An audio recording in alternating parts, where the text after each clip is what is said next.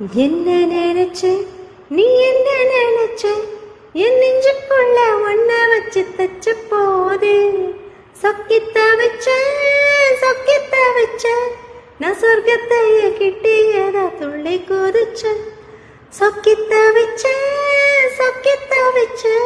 நான் சொர்க்கத்தைய கிட்டியதா துள்ளி குதிச்ச குத்தால சரலது கண்ணூரு மூறி வர ஒன்ன நினைச்சேன்